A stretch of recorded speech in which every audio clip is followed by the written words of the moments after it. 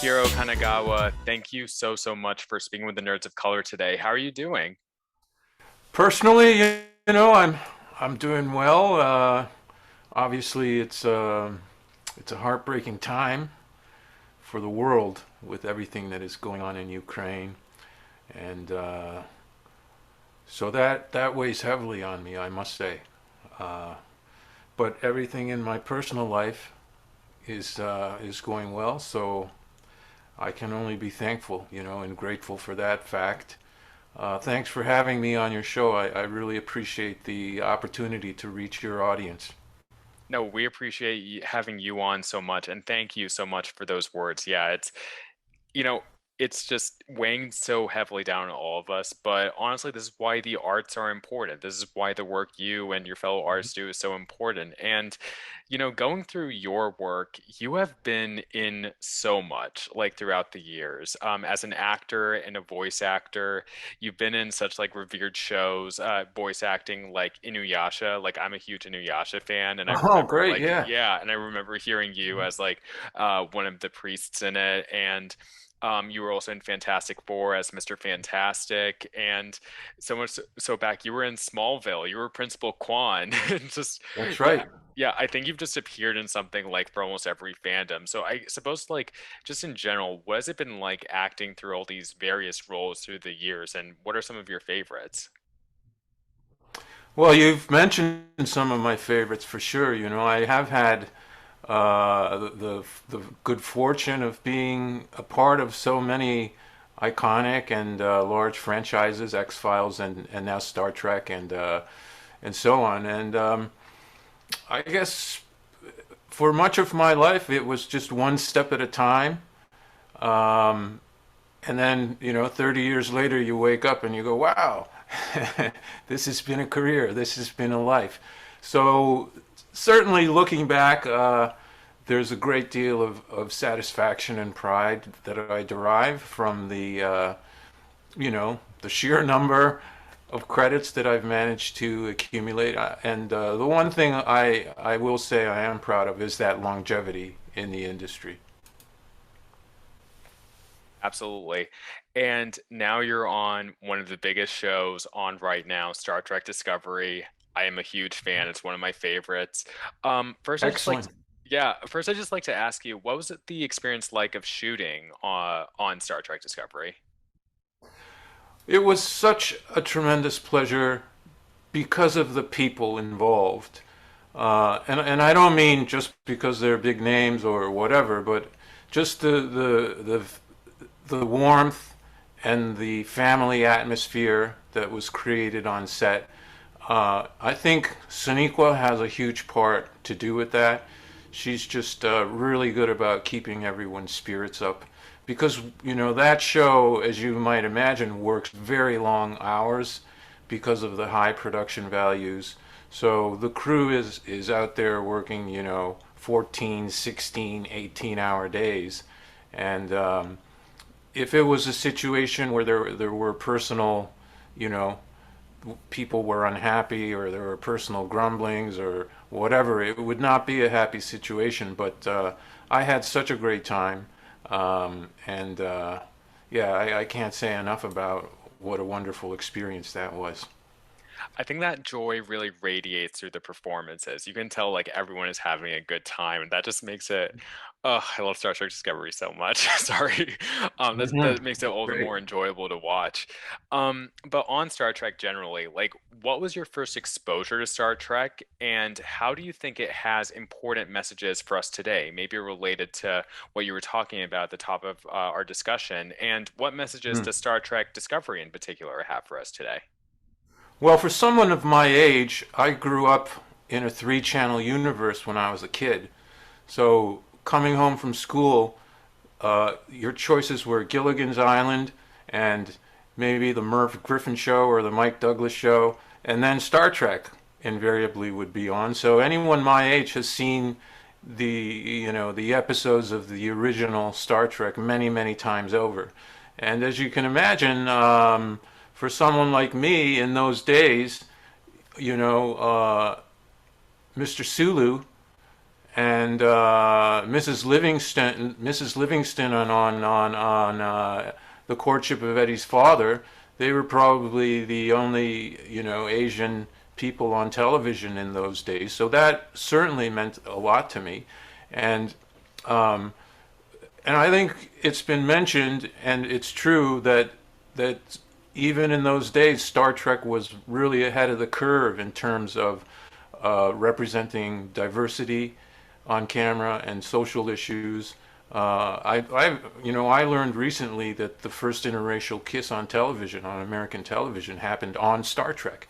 And the great thing I think about Discovery, especially, is that it very much carries that torch, right, of representing not only ethnic diversity, but LGBTQ, and it's a matriarchal universe.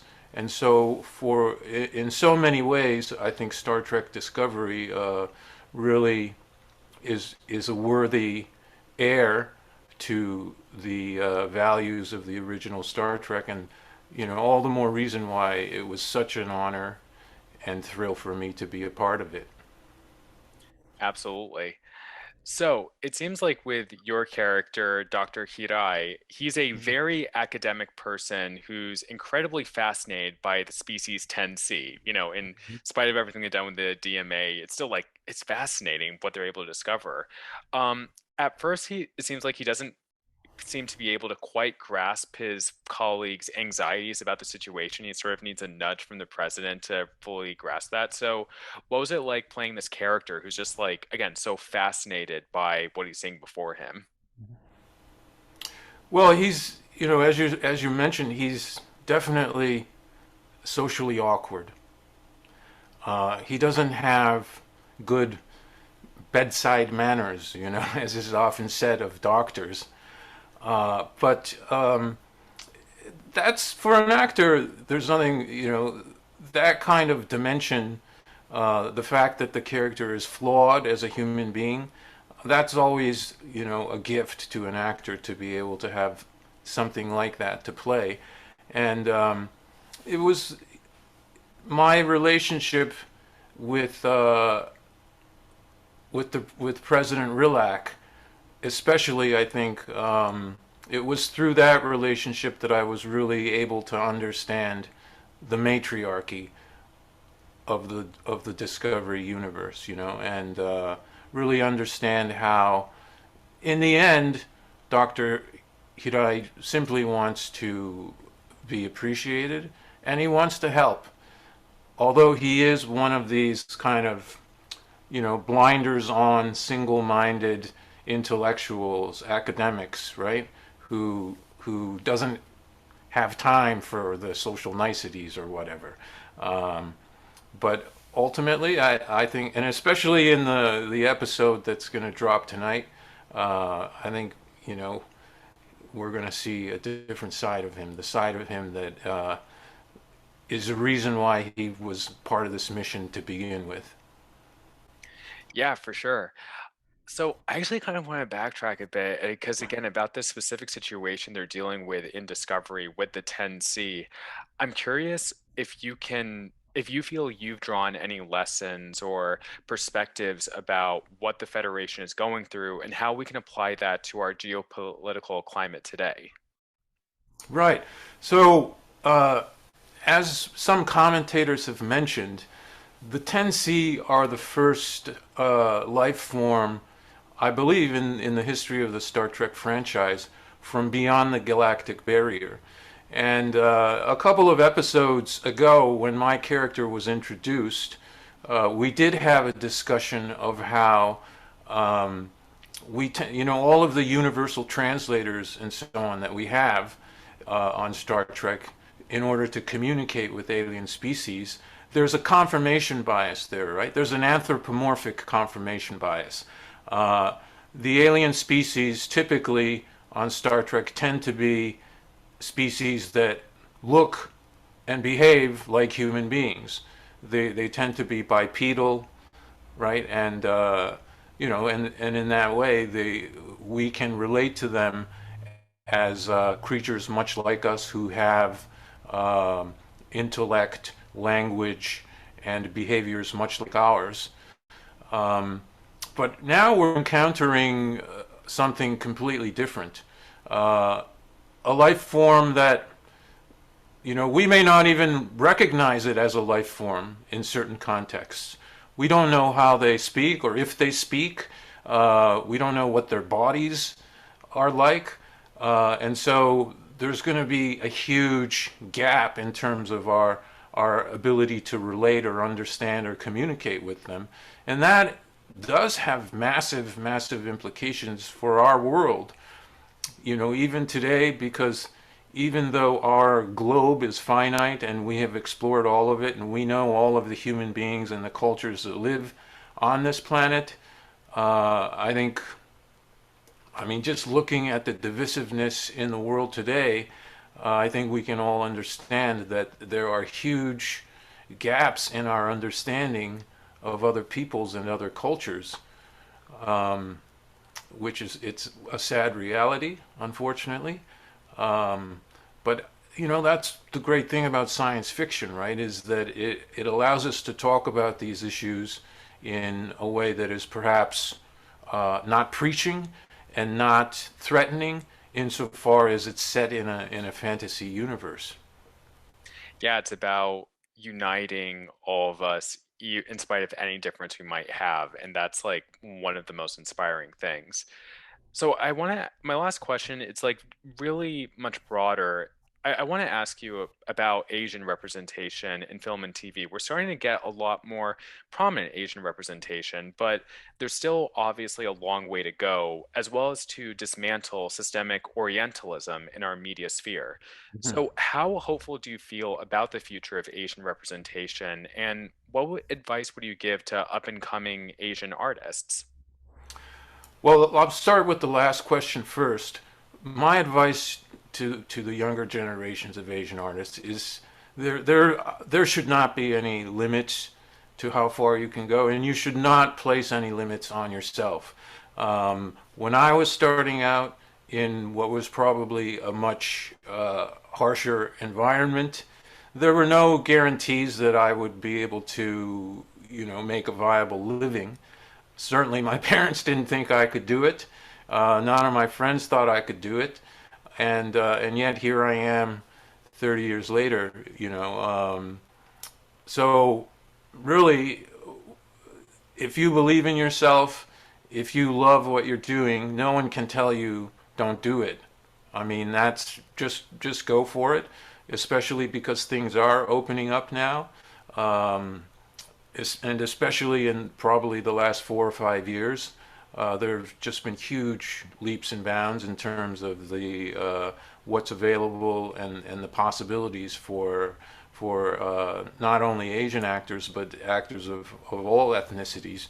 Um, in terms of what still needs to be done, though, I think the main thing is that the world is organized under a system of race hierarchy, right? With whiteness at the apex.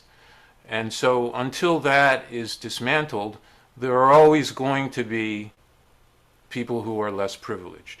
In Canada, you know, it doesn't matter if East Asians, such as myself, people of Korean, Japanese, and Chinese descent, it really doesn't matter, how successful we become and socioeconomically or in the media, because indigenous people and more recent immigrants from South Asia or the Middle East, they're still discriminated against in the terrible ways that we were decades ago.